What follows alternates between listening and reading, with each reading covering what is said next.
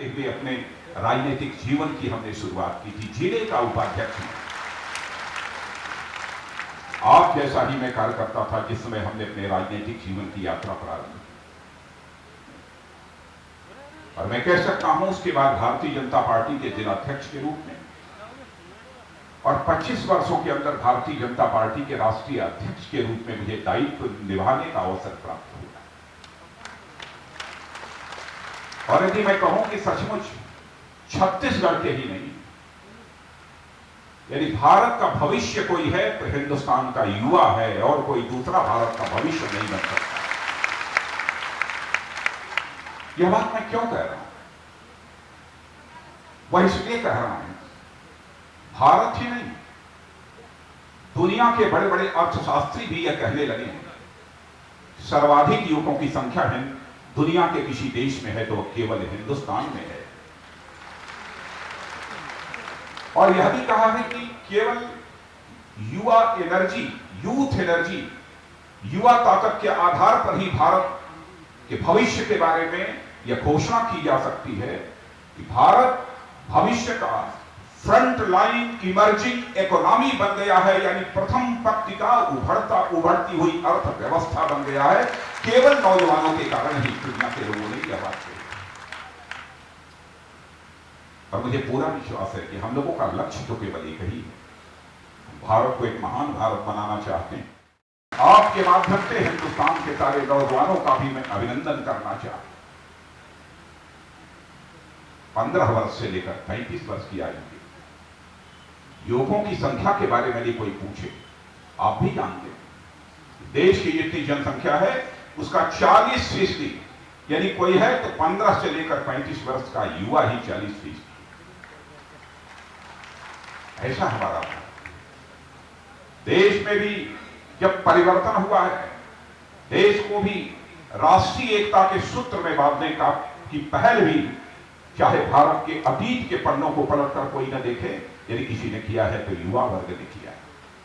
आदि शंकराचार्य 16 साल की आयु में उन्होंने वेदांत का पूरा अध्ययन किया था, कंठस्थ किया, और उसी आदि शंकराचार्य ने चार धामों की स्थापना कर सांस्कृतिक दृष्टि से भारत को एक और अखंड करने का हिंदुस्तानियों के संकल्प को पूरा किया। स्वामी विवेकानंद कितनी साल की आयु, 37, 38, 39 साल की आयु स्वामी विवेकानंद ने दुनिया के दूसरे देशों में जाकर भारत के सनातन धर्म की पताका को फहराने का काम किया।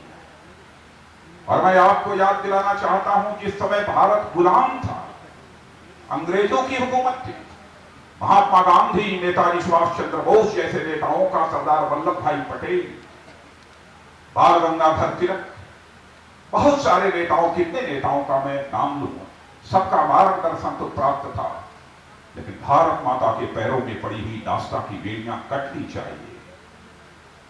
भारत माता हमारी मुक्त होनी चाहिए, आजाद होनी चाहिए। इसका संकल्प लेकर यदि फांसी के फंदे को चूमने का कोई काम किया था तो 16 साल से लेकर 26 साल के हिंदुस्तान के नौजवानों ने ही किया। हम कैसे भूल सकते हैं उस चंद्रशेखर आजाद को। चंद्रशेखर आजाद की 16 वर्ष की जवानी, 26 वर्ष की जवानी, इसी इलाहाबाद के कंपनी गार्डन में अपने रिवाल्वर की गोलियों से अंग्रेज दुश्मनों को भूनते भूनते जब रिवाल्वर में अंतिम गोली शेष बची तो आजाद को यह चिंता सताने लगी, कहीं ऐसा न हो कि विदेशियों के रिवाल्वर की विदेशी गोली हमारे जिस्म में प्रवेश कर हमारे जिस्म को नापाक न कर दे। इसलिए राष्ट्रीय स्वाभिमान के धनी चंद्रशेखर आजाद ने अपने ही रिवाल्वर की अंतिम गोली अपने सीने में दाग लेने का काम किया था, तब जाकर यह भारत हुआ। अशफाकुल्ला खान, शहीद भगत सिंह, राजगुरु, कितने बलिदानियों का मैं नाम लूं। आप जैसे ही वह नौजवान थे जिनके अंदर प्रखर राष्ट्रीय स्वाभिमान की भावना थी, जिसके परिणाम स्वरूप आजाद हुआ। आजादी 1947 में हमको हासिल हुई, और आपने देखा श्रीमती इंदिरा गांधी ने प्रधानमंत्री रहते हुए किस तरीके से लोकतंत्र का गला घोटने के लिए आपातकाल की घोषणा कर दी। और मैं दावे के साथ कह सकता हूं, यदि हिंदुस्तान का नौजवान उस समय सड़कों पर ना आया होता तो मैं समझता हूं इस देश में लोकतंत्र की रक्षा न हो पाती। इस देश में, आजाद भारत में लोकतंत्र की रक्षा करने की जिम्मेदारी भी यदि किसी ने निभाई है तो हमारे देश के नौजवानों ने निभाई है। इसलिए मैं देश के नौजवानों का अभिनंदन करना चाहता हूं। व्यवस्था जैसी चल रही है, हर व्यक्ति घुटन महसूस कर रहा है। महंगाई तेजी के साथ बढ़ रही है, राजकोषीय घाटा जिसे फिस्कल डेफिसिट कहते हैं वो भी तेजी के साथ बढ़ रही है। करंट अकाउंट डेफिसिट, चालू खाता घाटा भी, यह भी तेजी के साथ बढ़ रहा है। हमारे हिंदुस्तान की करेंसी जिसकी 60 सारी दुनिया में होनी चाहिए, उस करेंसी की कीमत भी डॉलर के मुकाबले तेजी के साथ गिर रही है। अमीर और गरीब के बीच की खाई बढ़ती जा रही है। भ्रष्टाचार किस चरम सीमा तक पहुंच गया है उसकी मैं चर्चा नहीं करना चाहता। नीचे से लेकर ऊपर तक भ्रष्टाचार भ्रष्टाचार भ्रष्ट हिंदुस्तान की जनता। इसीलिए 74 साल के बुजुर्ग के आह्वान, अन्ना हजारे के आंदोलन पर हिंदुस्तान का सारा नौजवान सड़कों पर आ गया। यानी हिंदुस्तान का नौजवान परिवर्तन क्या है,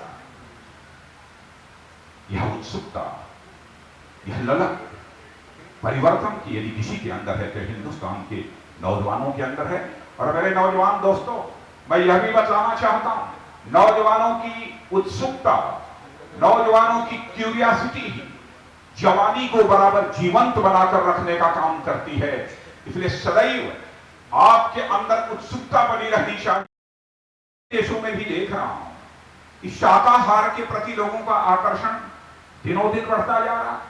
मैं यह देख रहा हूं कि योग के प्रति बाबा रामदेव ने कहां कहां दुनिया के देशों में जाकर योग और प्राणायाम का अलग जगाने का काम किया है। वहां भी योग और प्राणायाम के बारे में आकर्षण बढ़ता जा रहा है। इतना ही नहीं, ये जो खाद किससे खेती होती है उसके बारे में कहा। लोग यह मानते थे कि खेत की उपज, खेत की उत्पादकता भी बढ़ाई जा सकती है तो केवल रासायनिक खादों के माध्यम से ही बढ़ाई जा सकती है। लेकिन भारत में पहले भी खेती होती थी, जैव खेती होती थी। जैव खेती से ऑर्गेनिक फार्मिंग कहते हैं, उसके माध्यम से भी उत्पादन बढ़ाया जा सकता है। मैं मध्य प्रदेश में था, पिछली बार किसानों का एक बहुत बड़ा कार्यक्रम था। उसमें एक किसान ने कहा कि एक एकड़ में जो मैं पहले 5 टन चावल पैदा करता था, अब जब से हमने जैव खेती प्रारंभ कर दी है उसमें अब मैं 35 किलो धान पैदा करने का काम करता हूं। यह करिश्मा है भारत। यह सब सारा देखते हुए भारत की संस्कृति, भारत के जीवन मूल्यों के प्रति सारे विश्व में जो आकर्षण बढ़ रहा है, उसको देखते हुए लीजा मिलर ने अपने न्यूयॉर्क टाइम्स में लिखा, it seems that we all are becoming Hindu. Hindu वहां भारत का रहने वाला हिंदू हो, मुसलमान हो, ईसाई हो, सबको वहां हिंदू कहते हैं। उसने लिखा, it seems that we all are becoming Hindu, it means we all are becoming Indian. ऐसा लगता है कि हम अब सारे पश्चिमी देशों के लोग भारतीय होते जा रहे हैं, हम पश्चिमी देश के लोग हिंदू होते जा रहे हैं। मर्यादा पुरुषोत्तम भगवान राम का नाम लोगे, राजा रामचंद्र और राजा हरिश्चंद्र का ही नाम लिया जाएगा, किसी दूसरे के राजा का नाम नहीं लिया जाएगा। हमारे भारतीय संस्कृति की सबसे बड़ी विशेषता है कि हम महानता को मापने का पैमाना हमारे यहां भोग नहीं, महानता को मापने का पैमाना हमारे यहां धन नहीं है, हमारे यहां महानता को मापने का पैमाना त्याग हुआ करता है। इसीलिए हमारे विश्व में भारतीय संस्कृति सर्वश्रेष्ठ संस्कृति मानी जाती है। मेरे युवा बहनों भाइयों, मैं समझता हूं भारतीय संस्कृति के इस यथार्थ को भी हमें समझने की जरूरत है। देश का जहां तक सवाल है, देश संकट के दौर से गुजर रहा है। संकट के भंवर से हिंदुस्तान को यदि कोई बाहर कर सकता है तो आप ही कर सकते हैं। हुकूमत हम लोगों ने भी चलाई है इस हिंदुस्तान में। हुकूमत छत्तीसगढ़ में डॉक्टर रमन सिंह जी के पहले नहीं चली है, लेकिन जो पुराने लोग होंगे, दोनों हुकूमतों के बीच का अंतर उन्हें अब साफ दिखाई देता। इस हिंदुस्तान में लंबे समय तक हुकूमत केवल एक किसी राजनीतिक पार्टी ने किया है, वह कांग्रेस पार्टी ने किया है। 55 से लेकर 57 वर्षों तक अखंड हुकूमत इस आजाद भारत में किसी एक पार्टी ने किया है तो कांग्रेस ने किया है। मैं सोनिया जी से पूछना चाहता हूं, मनमोहन सिंह जी से पूछना चाहता हूं, सोनिया जी, मनमोहन सिंह जी, अरे भारत को धनवान भारत बनाने के लिए अभी आपको कितना समय चाहिए? दुनिया के छोटे छोटे देशों को मैं जानता हूं जिन्होंने कमोबेश उसी समय आजादी हासिल की थी जिस समय भारत ने आजादी हासिल की। आज वह दुनिया के ताकतवर देशों की कतार में खड़े हो गए, दुनिया के विकसित देशों की कतार में खड़े हो गए। 15-20 वर्षों के अंदर जिनकी जनसंख्या बामुश्किल 10 करोड़ 15 करोड़ की रही, हमारे भारत की जनसंख्या 100 करोड़ से अधिक है। आज तो 122 करोड़ की जनसंख्या हो गई। 100 करोड़ से अधिक की जनसंख्या के भारत का विकास करने के लिए, भारत की गरीबी और बेरोजगारी दूर करने के लिए कितना समय चाहिए? कांग्रेस के मित्रों, हिंदुस्तान की जनता तुमसे इस सवाल का जवाब चाहती। अब यहां जब से कांग्रेस लड़ी यूपीए गवर्नमेंट आई, जब से कांग्रेस लड़ी यूपीए गवर्नमेंट आई, तब से महंगाई बढ़ने का सिलसिला निरंतर जारी। महंगाई रुकने का नाम नहीं लेते। लेकिन कौन इस सच्चाई को नकार सकता है? इस आजाद भारत में, इस स्वतंत्र भारत के इतिहास में लगातार 6 वर्षों तक महंगाई को पूरी तरह से बांधे रखने में यदि किसी भारत माता के लाल ने सफलता प्राप्त की है तो उस भारत माता के लाल का नाम है पंडित अटल बिहारी वाजपेयी। क्या कोई उंगली उठाकर कह सकता है कि अटल बिहारी वाजपेयी के दामन पर एक भी भ्रष्टाचार का दाग लगा हुआ? क्या वो कह सकता है अटल बिहारी वाजपेयी की सरकार के किसी मंत्री पर भ्रष्टाचार का कोई आरोप लगा? 6 वर्षों का समय कोई कम समय नहीं होता। बहनों भाइयों, उस समय कैसे सरकार चलाई जाती है करके हम लोगों ने दिखाया। देश की विकास दर 8.4% तक, स्वतंत्र भारत के इतिहास में पहली बार देश की विकास दर को 8.4% तक पहुंचाने का काम यदि किसी ने किया तो भाजपा नेतृत्व की एनडीए सरकार ने किया। आज सीएसओ सेंट्रल स्टैटिस्टिकल ऑर्गेनाइजेशन अब वह यह कह रहा है कि भाई अब देश की विकास दर यदि 5% की सीमा को पार कर जाए तो यह बहुत बड़ी बात हो गई। यह हालत हो गई है आज देश की। हर मोर्चे पर इतना कमजोर हमारा भारत हो गया। पाकिस्तान कभी आंख दिखाता, कभी हमको चीन आंख दिखाता।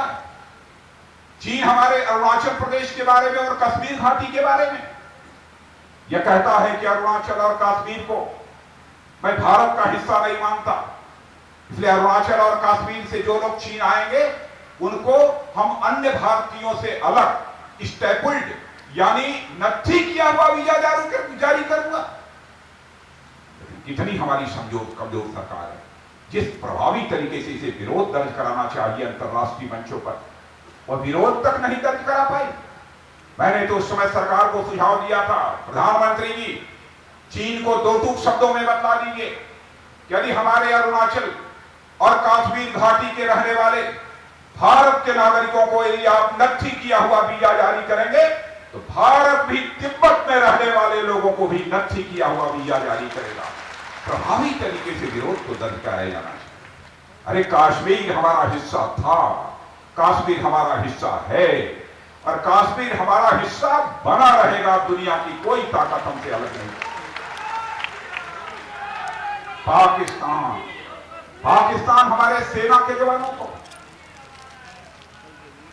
सीमा नियंत्रण रेखा को पार करके निर्ममता पूर्वक केवल हमारे सेना की जवानों की छिपकर हत्या करके ही नहीं जाता है, बल्कि उनका सिर उनके धड़ से अलग करके ले जाता है।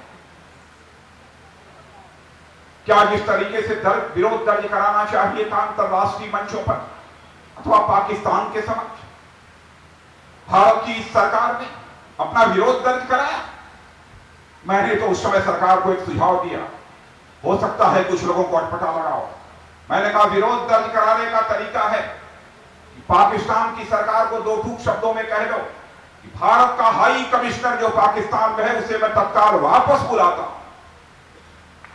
कह दो कि इस समय विश्वास बढ़ाने का यानी सीबीएम का जो दौर चल रहा है, कॉन्फिडेंस बिल्डिंग मेजर का प्रोसेस जो चल रहा है, उसे तत्काल मैं रोकता हूं। और साथ ही साथ कूटनीतिक रिश्ते जो भारत और पाकिस्तान के बीच है उनका स्तर मैं स्केल डाउन करता हूं, उसको नीचा करता हूं। कम से कम विरोध दर्ज कराने का यही तरीका होगा। हिंदुस्तान की वीर भूमि राजस्थान में पोखरण की धरती पर जितने बमों का धमाका करना चाहते हो उतने बमों का धमाका कर अपने परीक्षण का काम किया।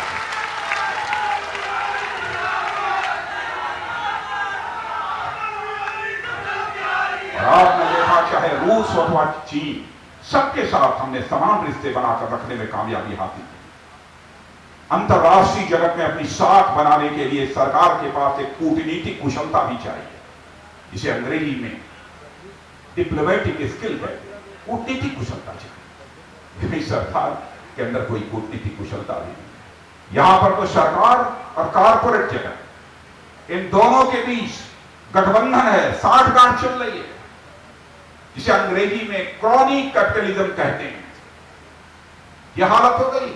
हमारे गांव के रहने वाले किसान, मजदूर, मध्यम वर्गीय परिवारों के लोग, छोटी सी टैक्स में भी रियायत देनी होती है तो सरकार रियायत नहीं देती है।